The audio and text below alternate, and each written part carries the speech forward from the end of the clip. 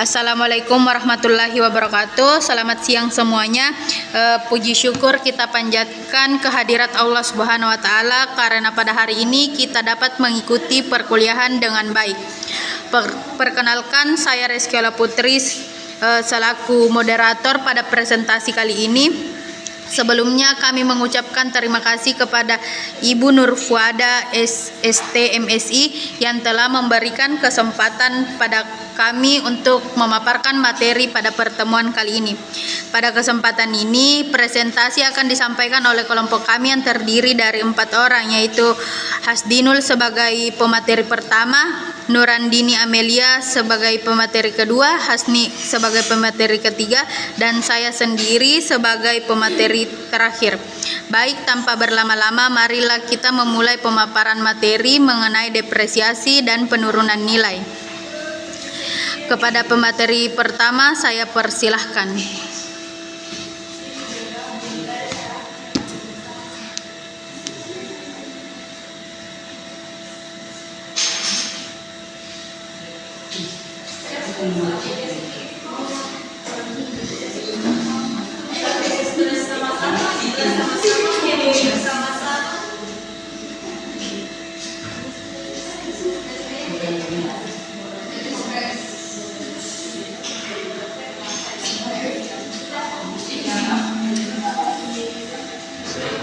Baik, di sini saya akan menjelaskan apa itu depresiasi. Depresiasi berarti penurunan nilai atau kualitas sesuatu akibat penggunaan, usia atau faktor lainnya.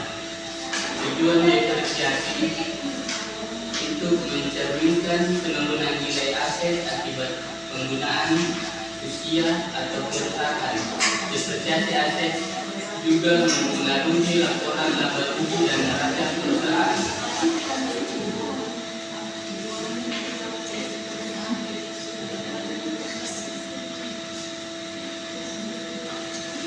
Apa itu penurunan nilai? Penurunan nilai dari aset merupakan suatu kondisi di mana nilai tercatat dari aset atau earning amount melebihi jumlah terpulihkan atau recoverable amount. Tujuan penurunan nilai terdapat 4 tujuan evaluasi yang biasanya dilakukan dalam memperbaiki neraca, pembayaran mata uang asing menjadi lebih stabil. Di sini ada 4 poin. Yang pertama, memperbesar ekspor. Yang kedua, memperkecil impor. Yang ketiga, memperbaiki balance of payment negara. Yang keempat, memperbaiki struktur ekonomi dan memperkuat perekonomian negara.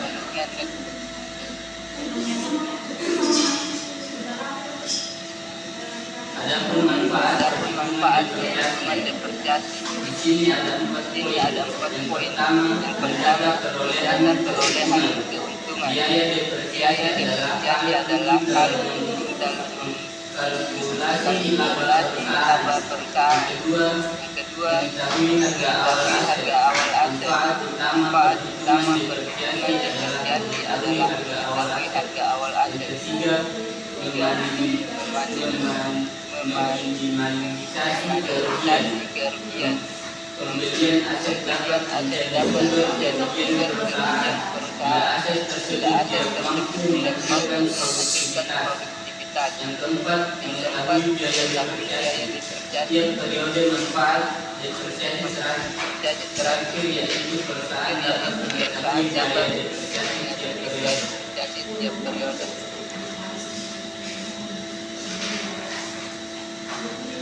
Adapun faktor-faktor yang mempengaruhi depresiasi. Yang pertama, harga perolehan. Biaya akuisisi adalah faktor utama dalam menentukan jumlah dan penyusunan. Yang kedua, perkiraan umur ekonomi. Aktiva faktor yang kemudian mempengaruhi sebuah penyusunan ataupun depresiasi. Yang kedua adalah umur ekonomi dari sebuah aset. Yang ketiga, pola pemakaian proses pemakaian aset dalam jangka waktu tertentu sangat berpengaruh pada depresiasi. khususnya usia aktif, Pak.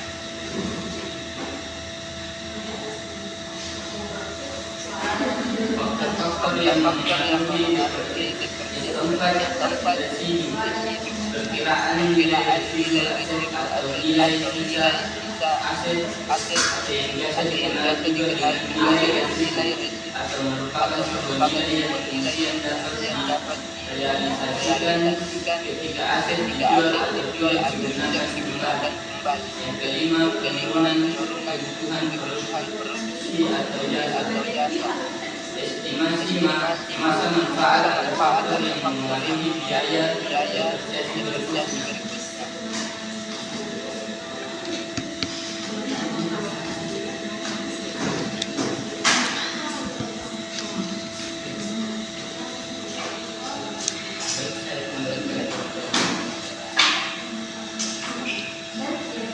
Itulah tadi pemaparan materi yang telah dibawakan oleh Hasdinul. Baik, materi selanjutnya akan dipaparkan oleh saudari Dini. Kepada Dini saya persilahkan.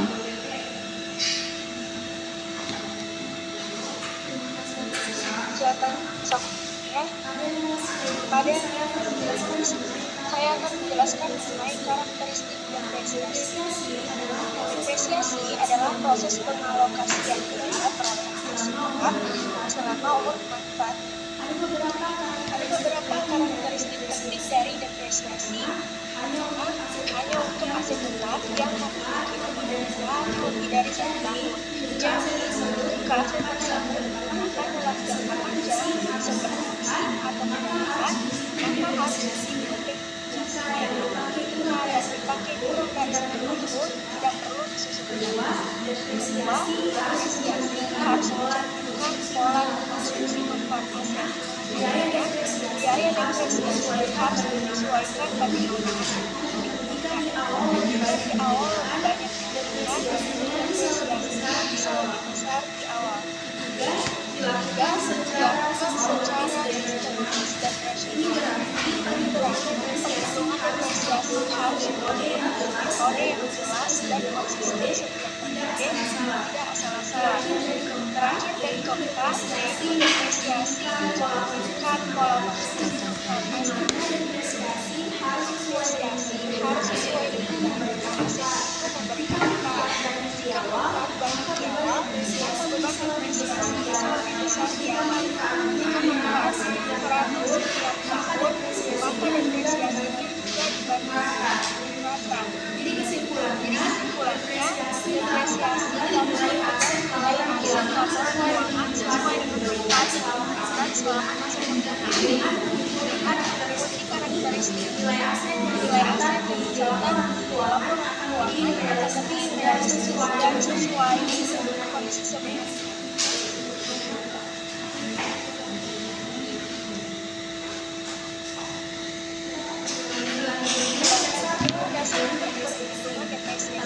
Pertama, ada ongkos awal atau biaya pertama aset. Ongkos awal adalah seluruh biaya yang dikeluarkan untuk memperoleh aset sampai aset tersebut siap digunakan, mulai dari biaya pemasangan, juga biaya ini disebut sebagai kedua masa manfaat aset. Umur ekonomis adalah perkiraan berapa lama aset tersebut bisa memberikan manfaat bagi perusahaan. Misalnya, di sini diperkirakan dapat digunakan selama 7 tahun sampai 10 tahun.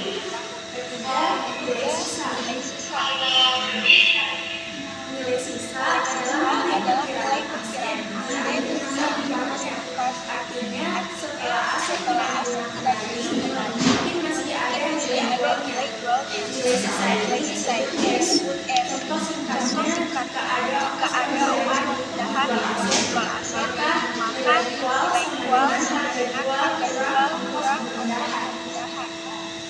Keempat, beban depresiasi per tahun atau NITI. Beban depresiasi adalah depresiasi yang didapatkan setiap tahun selama umur aset pendidikan. Hal ini dicatat sebagai ketinggian nol dari depresiasi years beban depresi tahun. Letaknya tergantung metode depresiasi yang dipilih perusahaan. Terakhir, nilai atau book value indikator. Pada akhir tahun nilai buku adalah nilai aset setelah dikurangi total depresiasi yang sudah terjadi sampai tahun tertentu. Jadi, ini rumus awal kurang total depresiasi sampai tahun tertentu. Nilai buku digunakan untuk menentukan nilai aset yang masih tersisa di pertumbuhan perusahaan. Ini berbanding perusahaan mencatat nilai aset secara akurat dari tahun ke tahun. Sekian informasi dari saya serahkan kepada moderator.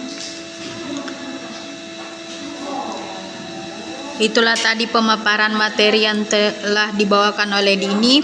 Materi selanjutnya akan dipaparkan oleh Saudari Hasni.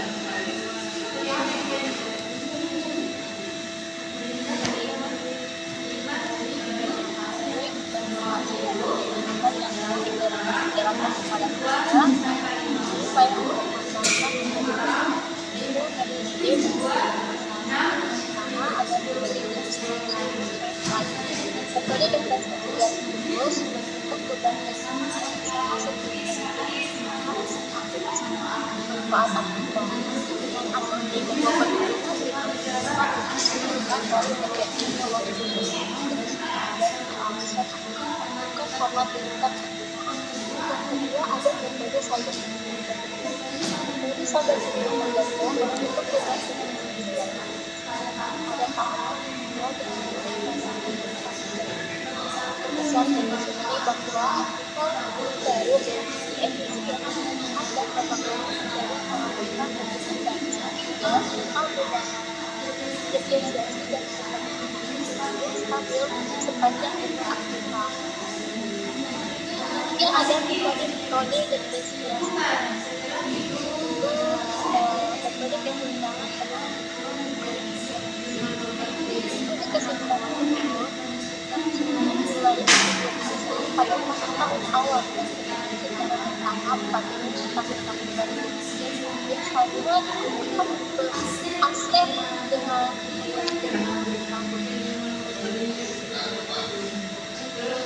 materi berikutnya indikasi penggunaan setiap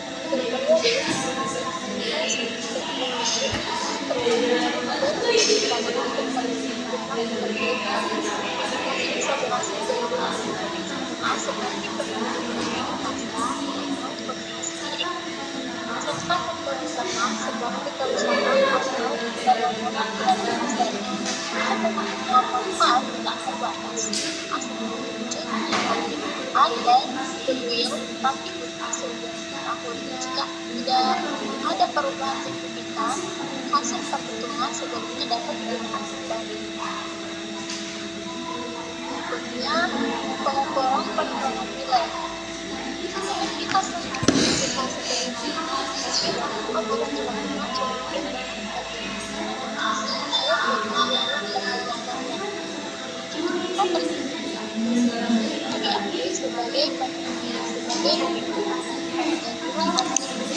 dari sebesar jumlah terpelihat adalah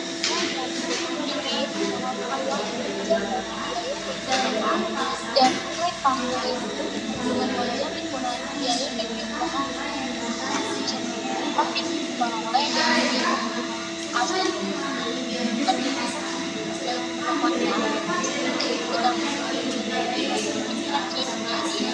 harus khas masa depan yang diperlukan di penggunaan next pengakuan di penilaian terjadi nilai terpurukkan aset lebih kecil dari nilai tercapai dengan nilai aset ditentukan sesuai nilai terpurukkan. Aset tidak merupakan nilai yang diakui dalam teknologi komparatif dengan dengan aset evaluasi yang diakui dalam penerapan konferensi. evaluasi selanjutnya beban konsultan atau administrasi diselesaikan berdasarkan input yang telah diredaksi. Saya serahkan kepada moderator. Itulah tadi pemaparan materi dari Hasni, dan materi selanjutnya akan dipaparkan oleh saya sendiri. Yang ini kah daftar estimasi? Tunggu.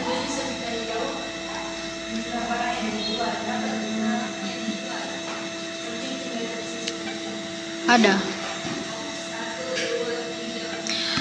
daftar estimasi arus kas masa depan. Ada 6. Yang pertama itu asumsi yang masuk akal dan didukung oleh fakta atau beban oleh fakta atau teori.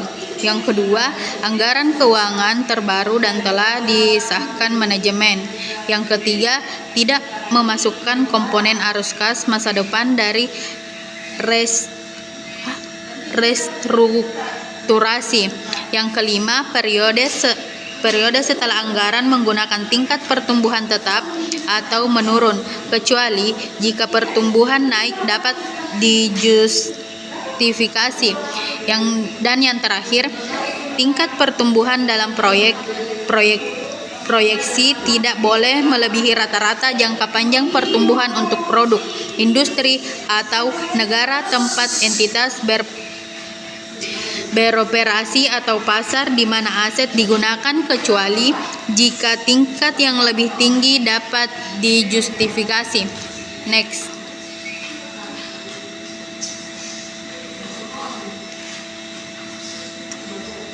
Penurunan nilai pada unit penghasilan kas atau UPK. Unit penghasilan kas atau UPK adalah kelompok terkecil dari aset yang menghasilkan arus kas masuk secara independen dari aset lain. Jika nilai terpulihkan, aset individual tidak dapat diestimasi, maka penilaian dilakukan pada tingkat UPK tempat aset tersebut termasuk. Penentuan UPK memerlukan pertimbangan dan identifikasinya harus dilakukan secara konsisten dari periode ke periode, kecuali ada alasan yang dapat dibenarkan untuk berubah.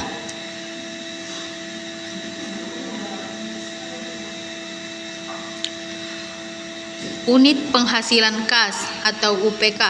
Rugi penurunan nilai UPK diakui jika jumlah terpulihkan lebih kecil dari jumlah tercatatnya. Kerugian dialokasikan terlebih dahulu untuk mengurangi nilai goodwill. Kemudian secara proporsional pada aset lain dalam unit tersebut berdasarkan nilai tercatat masing-masing.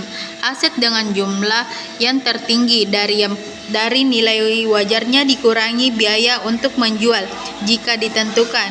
Yang kedua, nilai pakainya jika ditentukan.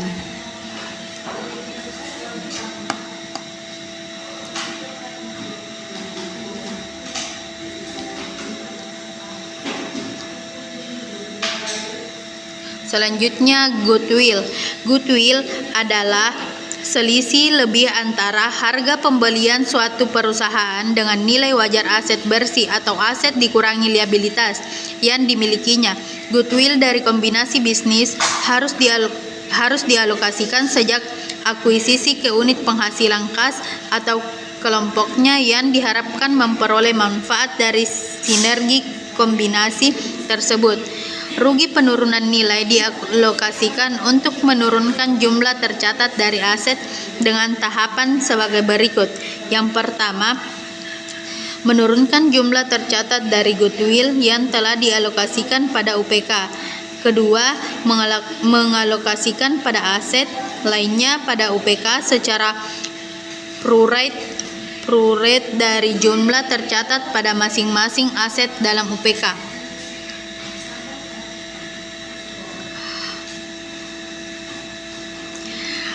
Selanjutnya, aset korporat. Aset korporat adalah aset seperti gedung kantor pusat, perlengkapan EDP, atau pusat penelitian yang tidak menghasilkan arus kas secara independen dan nilai tercatat tidak dapat sepenuhnya diatribusikan pada satu unit penghasilan kas tertentu.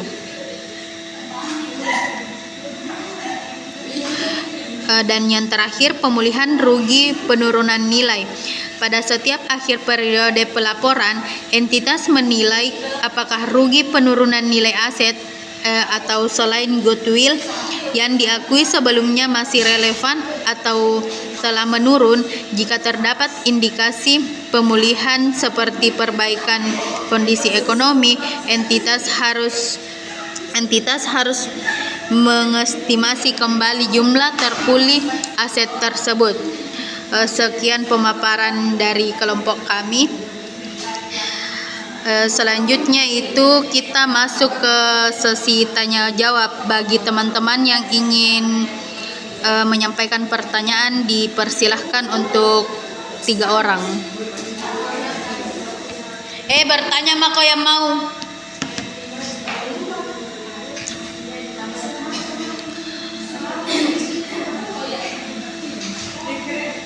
Baik, untuk saudara Nur Fadlil dipersilahkan untuk menyampaikan pertanyaan, dan pertanyaannya ditulis di kolom komentar. Terima kasih. Terima kasih atas kesempatan saya Fadlil dari kelompok 1. Pertanyaan saya, kan manusia tidak luput dari kesalahan. Bagaimana dampak kesalahan dalam bentuk depresiasi atau terhadap keandalan aset tetap, kewajaran laporan risiko keuangan dan pengambilan keputusan mengenai kepentingan. Sekian dari saya, dan kembalikan ke moderator.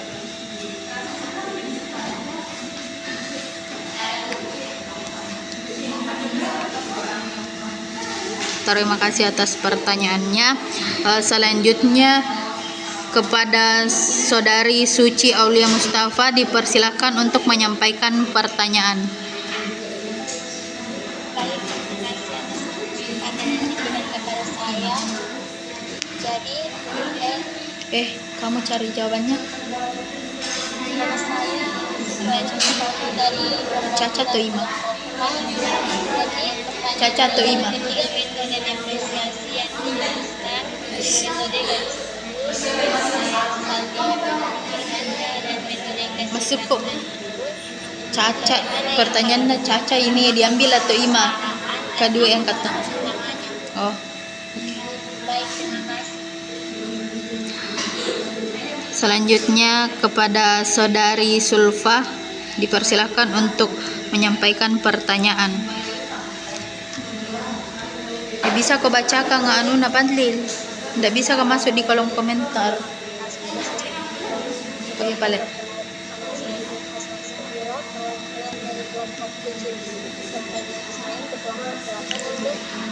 Salah memilih metode depresiasi, apakah kesalahan itu bertanggung jawab atau jangka panjang?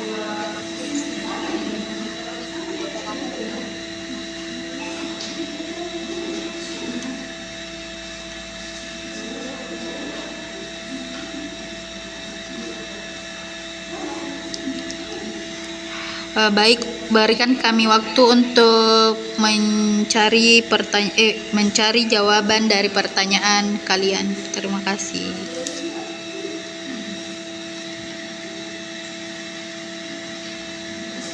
Yang ini kayak nu kirim. Aku jawab nih. Baik, untuk pertanyaan dari Saudara Nur Fadlil akan saya jawab. Tunggu. Apalagi pertanyaan lah? Tidak ada di saya. Bisa kepinjam HP no? Terima kasih.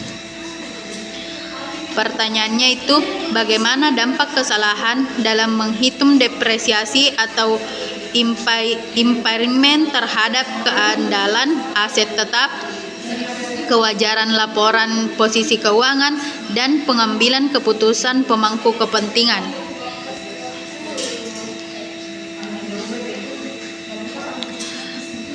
Kesalahan dalam menghitung depresiasi atau impairment dapat memberikan dampak besar terhadap keandalan nilai aset tetap, kewajaran laporan posisi keuangan, dan pengambilan keputusan. Pemangku kepentingan kepentingan karena yang pertama, dampak pada keandalan aset tetap. Jika depresiasi terlalu besar, nilai buku aset akan terlalu rendah. Jika depresiasi terlalu kecil, nilai buku aset akan terlalu tinggi. Hal ini membuat nilai aset tidak mencerminkan manfaat ekonomis sebenarnya, sehingga reliabilitas informasi aset menurun. Yang kedua, dampak pada kewajaran laporan posisi keuangan. Aset yang salah nilai akan membuat laporan posisi keuangan menjadi tidak wajar. Kesalahan depresiasi atau impairment juga mempengaruhi laba, ekuitas, dan rasio keuangan karena beban depresiasi masuk ke laporan laba rugi. Artinya, laporan keuangan bisa terlihat lebih baik atau lebih buruk dari kondisi sebenarnya. Yang ketiga, dampak pada pengambilan keputusan pemangku kepentingan. Manajemen bisa mengambil keputusan investasi atau perawatan aset yang salah karena nilai aset keliru. Kreditur bisa salah menilai kemampuan perusahaan melunasi utang. Investor bisa salah memprediksi profitabilitas dan nilai perusahaan. Akibatnya, keputusan-keputusan mereka menjadi kurang tepat dan berpotensi menimbulkan kerugian. Bagaimana Saudara Fadlil, jawaban diterima atau ada dari teman-teman yang ingin menambahkan jawaban tersebut?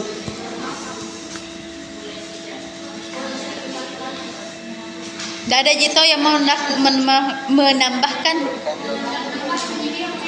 Hah? Saya kembalikan ke moderator.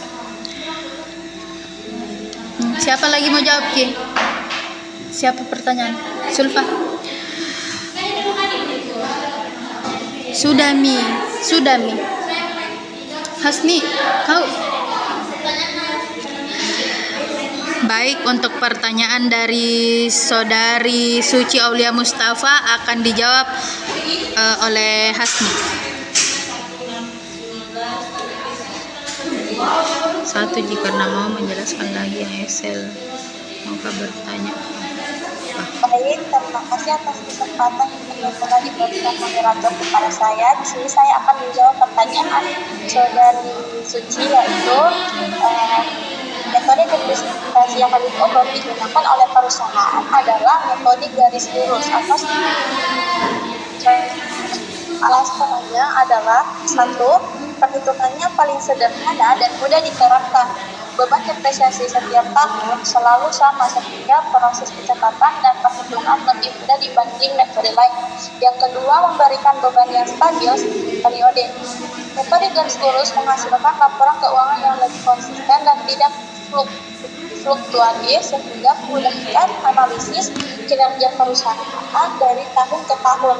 Yang ketiga, cocok untuk sebagian besar jenis aset. Mayoritas aset mengalami penurunan nilai secara merata karena faktor umur, keharusan alam, dan waktu bukan karena tingkat penggunaan. Keempat, lebih disukai auditor dan penggunaan laporan keuangan karena stabil dan dipahami dan sesuai dengan asumsi bahwa manfaat ekonomis aset cenderung merata sepanjang umur aset.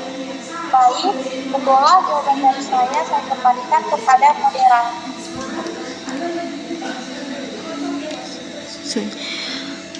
Untuk bagaimana Saudari Suci Aulia Mustafa, jawaban diterima atau ada dari teman-teman yang ingin menambahkan jawaban?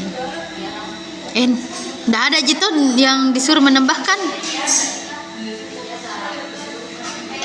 Baik, terima kasih atas jawabannya. Jawaban saya terima. Selanjutnya, pertanyaan dari Saudari Sulfa akan dijawab oleh Dini. Terima kasih atas kesempatan. Saya akan menjawab pertanyaan dari Sulfa, salah satu komentar di kelompok 7. Pertanyaannya, jika perusahaan salah memilih metode depresiasi, apakah kesalahan itu lebih berdampak jangka pendek atau jangka panjang? Jadi, kesalahan memilih metode depresiasi lebih berdampak pada jangka panjang. karena akan mempengaruhi nilai aset dan laporan keuangan selama umur pemakaiannya. Namun dalam jangka pendek bukan terasa, terutama pada perhitungan laba dan beban pajak.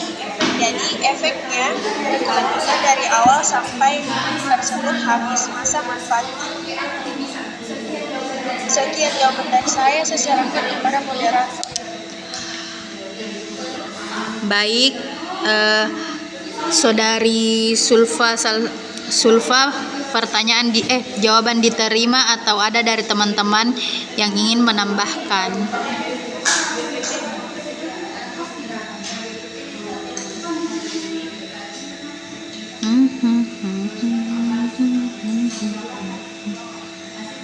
Tidak ada juga ya Nade.